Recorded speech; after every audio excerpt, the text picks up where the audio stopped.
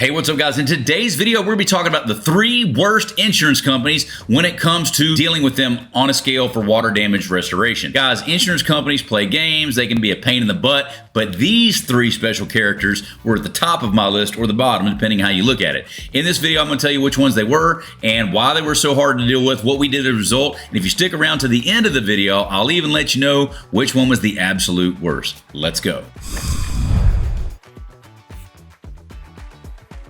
All right, guys, so as we get started, do me a favor, go ahead and like the video and subscribe if you haven't already, okay? Like, go ahead and actually subscribe. A lot of you guys don't subscribe. Drop a comment, let me know where you're watching the video from, okay? So the first one up on the list is Erie Insurance, okay? I'm gonna talk about them first. So here was the issue with Erie. I don't know if they actually still do this now or not, but what they used to do is they would pay a third party, which was another restoration company. They'd pay a franchise called Rytech to write a comparative estimate against ours after we already did the job. And here was the biggest issue that I had with that. Number one, it just really pissed me off that another restoration company was intentionally undermining the industry as a whole, right? Like, if you guys are writing comparative estimates to undercut a competitor, you're not helping the industry. Do you understand? I don't mind that you try to get as much work as you can, but you don't want to make it worse for everybody.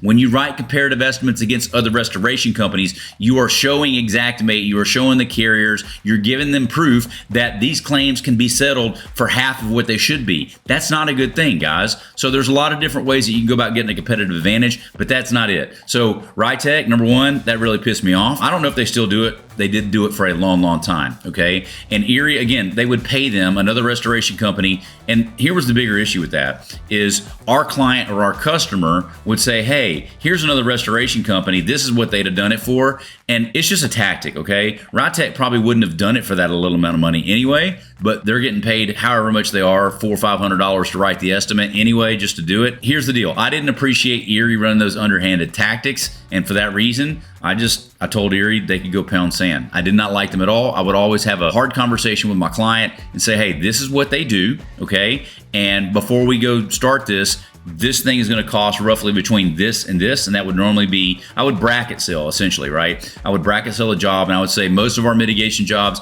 will typically run anywhere from $3,500 to $7,500, depending on how big they are, what all we got to do, and how much equipment we got to set. So I would always bracket sell our customer with that. But if they were an Erie client or an Erie claim, I would say, listen, I don't like dealing with these dudes. It's going to cost at least this much, and if they don't pay the bill, you're going to pay it personally. And so we were much more strict with Erie, okay, or Erie clients. If you ever done an Erie claim, drop a comment and let me know. If you haven't done an Erie claim, let me know. Drop a comment. Nope, never heard of Erie, never done it. But if you have, drop a comment and let me know, are they still doing that? Yes or no? Erie was a crappy one for that reason. The next one coming in on the list is Travelers, okay? Why is Travelers so bad? For so many reasons. Travelers, number one, they're fast, dude. When you file a claim, Travelers is like a freaking, it's like a fireman jumping down a fire pole, dude. If you file a claim on a Monday, they will be out there on Tuesday, maybe Wednesday. But dude, within 48 hours, they're going to have an adjuster out there. And I think this is just more of their tactic and strategy, which is this: run to the scene as fast as possible. That's what the field adjuster does.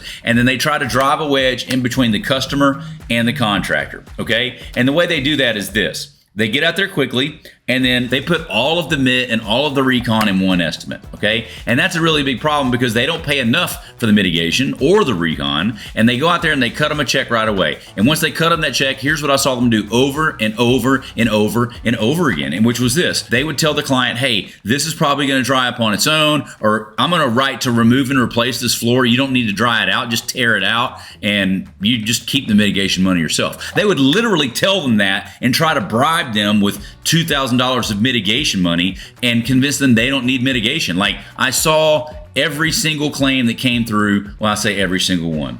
That probably wouldn't be fair to say. 95% of the claims that we did from Travelers, okay? And we did dozens and dozens of claims for Travelers. Dozens and dozens, if not more. They would send somebody out there right away, and they would muddy up the accounting process by putting everything in one check. And here's what you would wind up doing.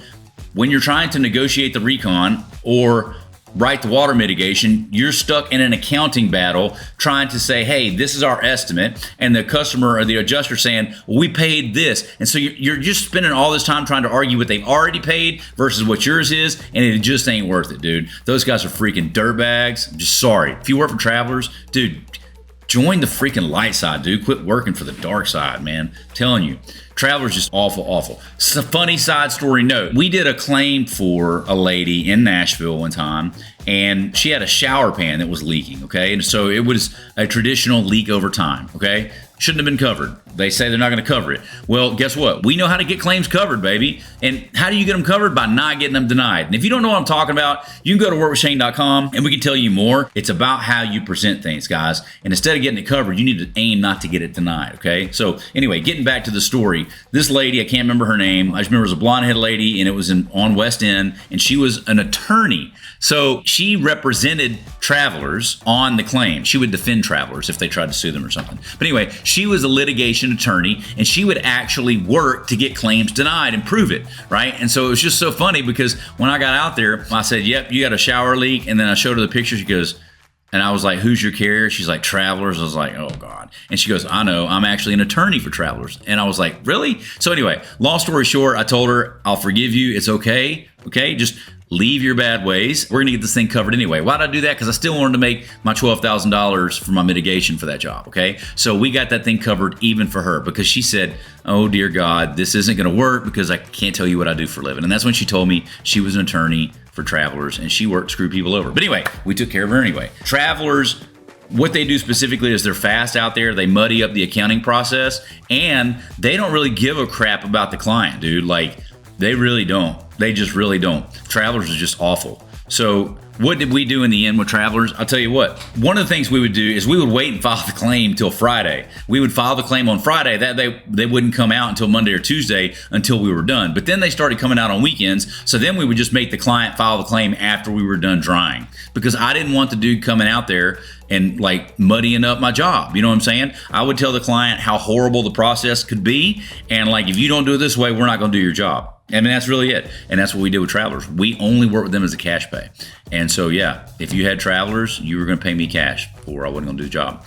So that was Travelers. I said there was also one other thing that we wound up doing. There's one option that you can do when you're dealing with a horrible insurance company, even though they have underhanded tactics. Not everybody that works for them is evil, okay? They will have some good people in the market, but there just ain't many of them because like the culture top down, I think is just, it's bad, okay? But that being said, at Erie, there were some decent adjusters. I had a few good adjusters at Erie. I had one or two at Travelers that I thought were okay. Travelers was not bad, honestly, on commercial jobs. It was just the residential jobs that were horrible. And I think the reason why that is because like on the commercial jobs, they have to pay for loss of use, right? And so it's just, you've got so much more leverage on a commercial job than you do on a residential job. They typically would pay my commercial jobs much faster. They were just bad on residential deals, okay? But anyway, if you've got a good adjuster for one of these carriers, here's what we would wind up doing. If it was going to be Travelers or if it was going to be Erie or something, I would just call the adjuster that I knew and I would say, hey, here's this deal. Can I send you pictures? Will you get this claim if we file it? Is this going to be in your territory? Yes or no, right? I want to know if you're going to get it because if not, I'm going to have them do it as cash pay because I don't like dealing with the other bozos at your company. And I would call the adjuster and I'd tell them that. That usually worked, to be quite honest. And even if they didn't take the claim personally for me sometimes, they would at least put in a word and help mediate the process between the two. Now, on the other hand, I would have to serve that adjuster, maybe do something they wanted me to do. Like I would still probably write it for less money if I had to here or there. You got to do what you got to do, okay? I'm just saying, when you're dealing with problem carriers, you're dealing with problem carriers. And the reality is this.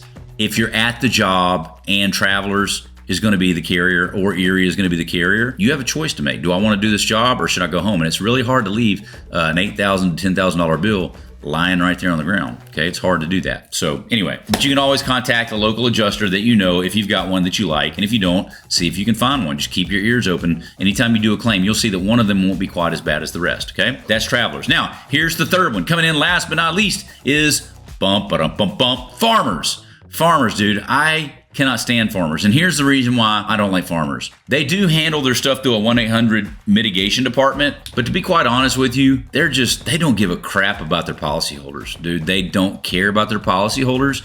And the biggest problems that I had were probably earlier on in my career when I didn't really know what I was doing, okay? Eventually, we developed what I called the claim control method, and it would probably work on farmers too, but honestly, I just hated farmers so much, I would just tell the client, hey, you're gonna deal with me as a cash pay, or this is what's gonna happen. And I would just scare the crap out of them and tell them, hey, this thing's gonna get denied if you don't file this claim, and follow my lead. So I would typically file the claim, have them pay me cash. Okay, and you'd be surprised how many people can cough up $8,000 or $9,000. They've got more money than you think, most of them. I mean, they really, really do. They just always cough up the cash whenever they had it. You may not have $9,000 laying around, but I'm telling you, my clients did. We were in Nashville. But anyway, with farmers, I think the biggest thing is the reconstruction adjusters were the reason why I didn't like them very much. On some of the large losses, the recon guy might write some of the mitigation, or he would take some pictures and he would just complicate the process. Again, the reconstruction adjusters, at least in our market, were complete peckerheads, okay? And I just could not stand the dudes at all. There was one dude that was a farmer's agent that was a cool guy, but only one, okay? And they had a lot of market share in Nashville. What I would do is just treat him as a cash pay. So now those are my worst three. So let me tell you who the worst was all in all, or at least my least favorite. Coming in first place of peckerheads is Travelers, okay? Travelers was just the most awful, for sure. Second place was Farmers, and then distant third was Erie, okay? A distant third. I could work with Erie, but I just didn't appreciate the fact that they had another restoration company write their third-party peer review. But a lot of insurance companies, they will perform kind of shady tactics like that, so for whatever that's worth. Anyway, if not, drop a comment. Let me know which one. Give me your top 3 of worst insurance companies. I would be curious to know. We will see you in the next video. Hey guys, if you enjoyed that video, I've got 3 things for you. Number 1, if you haven't yet, click on my face below and be sure to subscribe to the channel. Okay, we put out new content each and every week. Also, if you want me to help you grow your company, go to workwithshane.com. Workwithshane.com, put in your information, we can get on a call and see how we can help you grow your company. Lastly, there'll be some other videos right here. If you want to watch more content about growing your restoration company, check out one of these videos. We'll see you guys on the next one.